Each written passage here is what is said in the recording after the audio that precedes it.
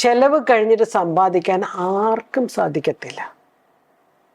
അതുകൊണ്ട് സമ്പാദ്യം കഴിഞ്ഞിട്ട് വേണം ചിലവിനെ കുറിച്ച് ചിന്തിക്കാൻ. What is left out of saving is consumption എന്നാണ് എക്കണോമിക്സ് ഞങ്ങൾ പഠിപ്പിക്കുന്നത്. എക്കണോമിക്സിൽ നമ്മൾ പഠിപ്പിക്കുമ്പോഴത്തേക്കും വൈ എന്നുള്ള അക്ഷരമാണ് ഇൻകത്തിന് ഉപയോഗിക്കുന്നത്. Y minus S is equal to C എന്നാണ്. അതായത് സി കൺസംഷൻ, എസ് സേവിങ്. അപ്പോൾ സി ഉണ്ടാകണമെങ്കിൽ എസ് കുറയ്ക്കണം ഇൻകത്തിൽ. അതിനാണ് നമ്മൾ അത്രയും തിയററ്റിക്കായിട്ടുള്ള എക്കണോമിക്സ് പറയുന്ന എപ്പിസോഡല്ല ഇത്. നമുക്ക് കുറച്ചുകൂടി മനസ്സിലാകുന്ന മറ്റൊരു ഭാഷയിലാണ് നമ്മൾ സാമ്പത്തികം ഇവിടെ ഡീൽ ചെയ്തുകൊണ്ടിരിക്കുന്നത്.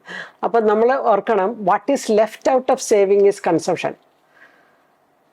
ചെലവ് കഴിഞ്ഞിട്ട് മിച്ചം വരുന്നതല്ല സമ്പാദ്യം, സമ്പാദ്യം കഴിഞ്ഞിട്ട് മിച്ചം വരുന്നതാണ് ചിലവ്.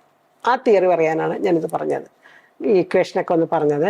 അപ്പോൾ ആദ്യം തന്നെ 4ാമത്തെ കോളമായിട്ടുള്ള സമ്പാദ്യത്തിലേക്ക് നമ്മൾ വയ്ക്കും. എത്ര ഇല്ലാത്തവനാണെങ്കിലും എത്ര കടമുള്ളവനാണെങ്കിലും അല്പം പൈസ, അല്പം രൂപ, അല്പം ഈ സമ്പാദ്യ കോളത്തിലേക്ക് മാറ്റണം.